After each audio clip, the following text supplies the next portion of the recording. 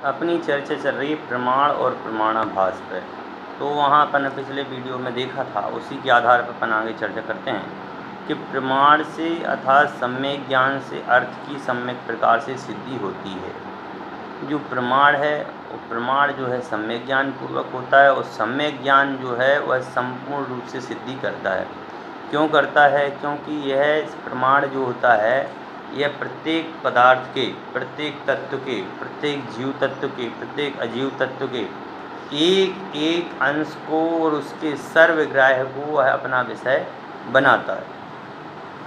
इसलिए यहाँ पर कहा गया है जो प्रमाण है उस प्रमाण से ही सम्यक अर्थ की सम्यक प्रकार से सिद्धि होती है, और प्रमाणाभास से अर्थ की सम्यक प्रकार सिद्धि नहीं होती। मतलब जो प्रमाणाभास है, भास का मतलब में होता है जैसे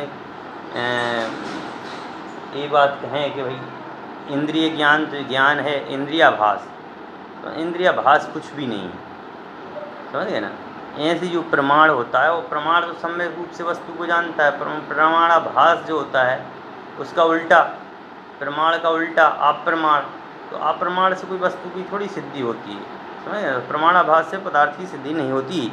इसलिए मैं प्रमाण और प्रमाणाभास का दोनों का यहाँ पर आपके सामने संक्षेप में वर्णन करूँगा, और उस वर्णन को आप मंद बुद्धि उसको समझने की ये तैयार रहना या उसे समझना, उस विषय वस्तु को समझने की कोशिश करना, ऐसा यहाँ आचार्य देव का कथन है। उन्होंने सबसे पहला सूत्र दिया है स्वपूर्वार्थ व्यवसात्मकम ज्ञानम प्रमाणम।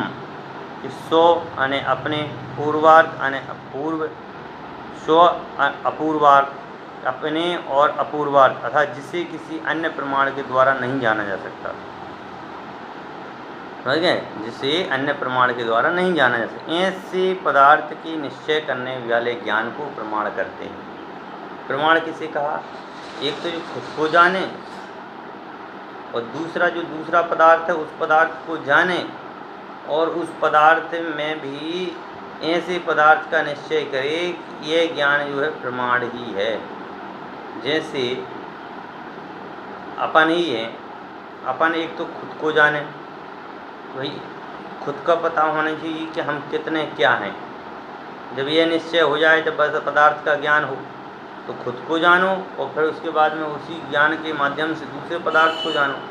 तो जो ज्ञान जो है वह जो प्रमाण है, वह प्रमाण जो है वह वस्तु को संपूर्ण और उसकी संपूर्ण अवस्थाओं को जानने का कार्य करता है।